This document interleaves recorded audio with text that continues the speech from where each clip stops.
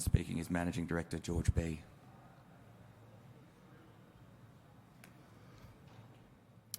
Well, thank you for the introduction, Alex, and thank you to the Denver Gold Group for putting this event on. Excellent to see everybody, and we'd just like to see some more generalist investors, but they'll catch up. Our forward-looking statements, I'll point you to that at your leisure. And really what I'm going to talk about today is the portfolio of assets that we have in North America. We're looking at the CK Gold project in Wyoming, Keystone in Nevada, and Chalice in Idaho. So we've been working very hard on the CK Gold project. CK is Copper King. We call it CK Gold because it's the gold comes with the copper. It's a copper gold operation. And as I walk into the presentation, gold at 25.70, copper at 421. What a time to be looking at a shovel-ready project, permitted shovel-ready project in Wyoming, in good old US of A, so we can meet some of the demand. We haven't lost sight of our Keystone project, a 20 square mile really opportunistic area on the Cortez Trend, and of course Chalice in Idaho. So let's just look at the company. You know, we're a little bit of an anomaly. We are listed in the NASDAQ in the US, and we have 10.7 million shares outstanding. So it's a very tightly held stock.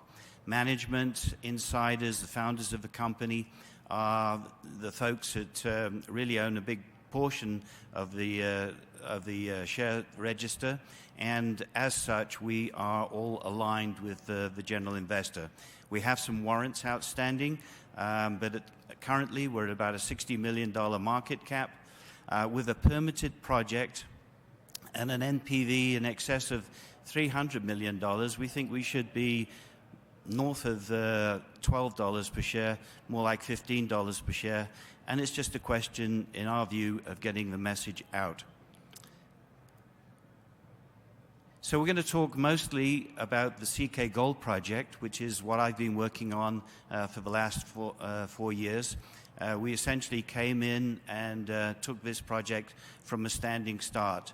It had a historic PEA done by Strathmore in 2012. It lay dormant until 2020, and we then picked it up, put together 2 years of baseline information, a permit application, and we have been able to permit the project, receiving our mine operating permit in April this year. So a few loose ends to clean up, but we're permitted and shovel ready. And look at the scale of the project. As you see that slide, you can see we're essentially accommodated on 2 state sections. Very compact area in a great jurisdiction. So focusing in on the location, you know, let's talk, I often say location, like real estate. My background, having operated and developed mines in many different locations, remote locations, difficult locations. This is really a very easy mine to build. You can see that we're in the little inset there, the little boxes and rectangles there. Our landlord and the leasehold, the mineral rights owner, is the Office of State Lands and Investment in Wyoming, and we have a lease with them. We will pay them a 2.1% NSR royalty. But you can see from the location, 20 miles to the west of Cheyenne. We're 4 hours south of Gillette, Wyoming, 6 hours to the east of Salt Lake City, and an hour and a half north of Denver. So anybody that wants to come and see us on site, an hour and a half away from Denver International Airport, it's a great location. But that location, and you can see all the green check marks. As we look at those green check marks, we can check off road access. We can check off water. We have water from the city of Cheyenne, power from our local power provider, who's also a power producer from a coal-fired power station in state. Contractors, services. We have certainly all the equipment suppliers. So being on state and surrounded by private ground, we were able to permit this with the state of Wyoming, a great resource destination. And the state, it's a real win-win scenario. The only nexus to the federal government was the Army Corps of Engineers, and our footprint doesn't cover any jurisdictional waters. So all of our permitting effort has been with the state of Wyoming. So easy to get to, all the logistics and so on, very easy to accomplish, and it's a great place to build a project. So what is it? It's a copper gold deposit hosted in a granodiorite in a shear zone. What we did was we focused on just going after the first 1 million ounces of gold, contained gold, and the first 248 million pounds of copper within a pit. Firstly, to demonstrate the value proposition. Secondly, to demonstrate that we could get a permit. We've demonstrated, and I'll show you the value proposition in a moment, and the permit is now in hand. Just before I leave this slide, though, I will point out the fact that as we look at the resource, underneath the pit and to our southeast, there is additional upside opportunity. And in due course, we will do that. We did not expand the pit to begin with, first focusing on the value proposition and the permit. There is upside. It's going to get bigger. So what is the project? Essentially, it is to go in with a simple truck shovel operation. And with that truck shovel operation, we standard sort of 100, 150 ton trucks, 20-yard loaders. We load into a primary crusher. We then grind the material and then go into flotation, a regrind, and then scavenger cleaner flotation. And then water is very precious out west. So as a consequence, we do dry stack tailings so that we can squeeze the water out of the tailings and recycle that back. So trying to be very responsible with the water in the area, a precious commodity. Dead simple technology. Now, we just did announce a pause in our PFS update because we're going to look at the opportunity between conventional flotation and perhaps using the Glencore technology Jameson cells to promote recovery and probably have an impact on our operating cost, lowering that, and our capital cost. So stay tuned for those updates. But at the moment, when in December of 2021, we put out a pre-feasibility study, and here are the headline numbers. So that on a gold equivalent basis, 1.44 million ounces on that initial pit into 10-year mine life, processing at 20,000 tons per day. That is just shy of 110,000 gold equivalent ounces per year for 10 years at an AISC of $800 per gold equivalent ounce. On an initial capex of $222 million with a modest sustaining capex. Now, those numbers were done at $1,625 gold and $325 copper. And I just alluded to the current gold and copper price. It's increasing. So obviously, these numbers are a little bit out of date. You can see that we anticipate with inflation that the all-in sustaining cost will increase a little. We also feel that the initial capital will increase, but so too will the revenue from the sales. So we preserve a very good margin on the basis of the copper and gold. So just to recap, simple, plain vanilla truck shovel operation, no complexity there, simple processing. We are going to produce a concentrate. It's a gold copper concentrate, and it's free of any deleterious elements, arsenic and mercury, fluorine. It's going to be a very must-have type of concentrate, because these smelters need to blend lesser concentrates to be able to meet their feed. As we look at that location, Cheyenne means that we'll be very competitive in the labor market, attracting some of the better people. They can go home at night. As you look at the capital cost, we don't have to build a man camp, and with the proximity of all those services and the logistics, it means that our capital costs are low and we have a competitive environment. So it's also a win-win for the state of Wyoming. We're on state land. The lease and the royalty payments from that lease are going to be paid in favor of K through 12 education in the state. And how good is that we can be contributing to the education within Wyoming. We will get bigger. Wyoming is a resource state. Coal has been diminishing over the years, so diversification into copper and gold, very attractive for the state, and you've seen some other names within the state, and there's a good deal of opportunity.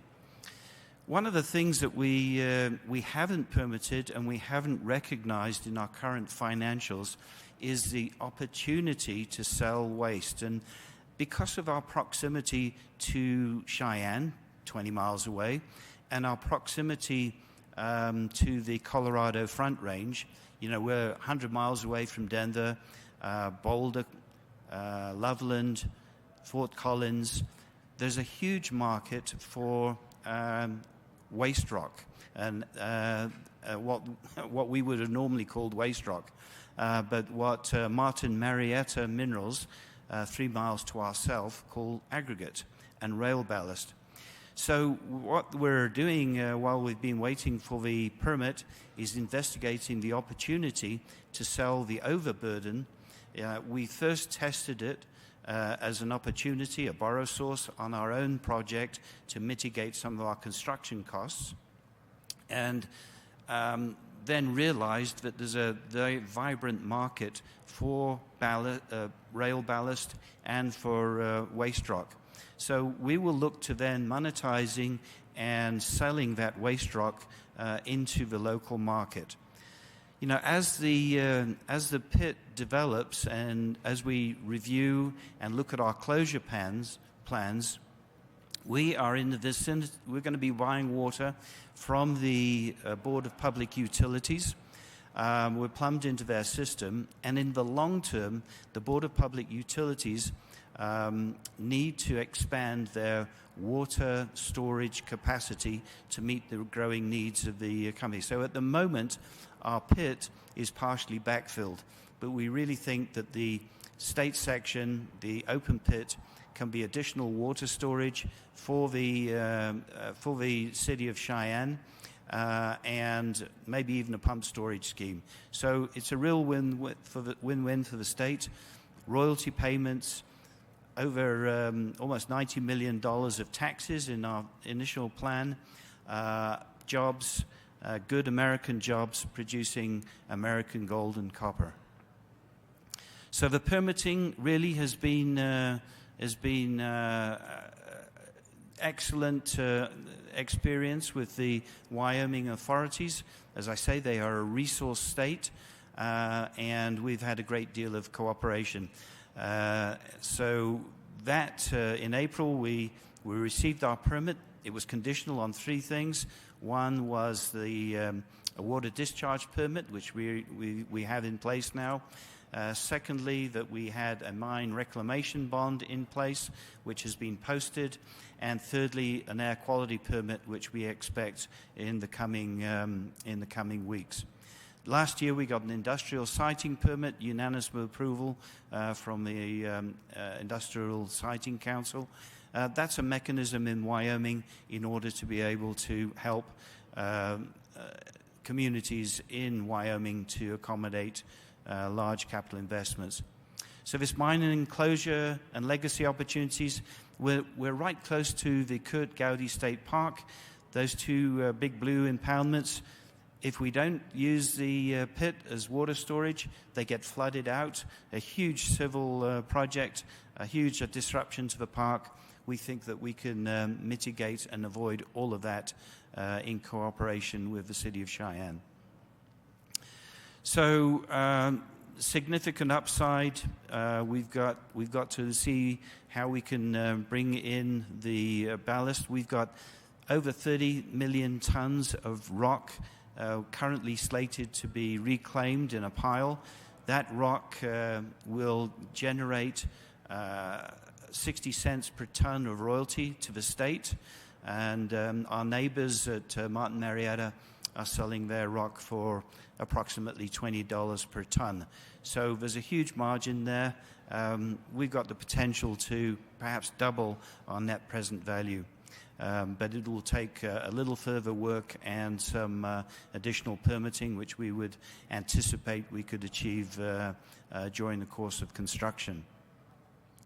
So permitting's good. The engineering is well advanced. We're just deciding whether we go conventional flotation or through Jameson technology, Jameson cell, Glencore technology, water development, and aggregate opportunities. So not forgetting that the fact that we have 20 square miles of really prospective ground on the Cortez Trend, and you can see that trend on the right-hand side. The looking down trend, in the foreground there you see the Nevada gold mines operated by Barrick, the Cortez complex. We're a stone's throw downtrend with our Keystone project, and then you've got McEwen Mining's Gold Bar mine. So this trend, very prospective. If you look at the Cortez complex, tens of millions of ounces. We're on trend, and as we look at the opportunities, near surface oxide, but the big elephants are the deep sulfide deposits. So we're ready to go. We've done the cultural work. We've done the permitting. What we're missing at the moment is the capital. We're looking for partners to be able to accomplish this exploration. We have a number of targets identified, and we've done some remote spectral work from satellites imagery and gone out and checked up on some showings, and that red area to the bottom indicates some additional opportunity. We need to get in there, but it's expensive, but the time for Keystone will come, especially as we start spitting out cash flow from our CK Gold project. So Keystone and Cortez, there's a lot of similarities. As you look at Cortez, the key formation is the Wenban formation, and on the Keystone property, we have that Wenban formation. We have the Pathfinder elements, and really it's just a question of going in there and following up on some of the showings, accomplishing our exploration plan. It's difficult drilling, fairly expensive drilling for the deep material, perhaps $500,000 a hole, but the near-surface oxides, interesting. We can do much better. So up in the Comus, near-surface oxides, and then opportunities for deep sulfides. And then Idaho, near the Bear Track Arnett project, historic resource. It is something which we're revitalizing a plan of operations, and we'll be looking into that in due course. So great board. We're doing things in a proper way, and we look forward to to success in this increasing gold market. So with that, thank you very much. Thanks very much, George. I'm afraid we don't have any time for questions.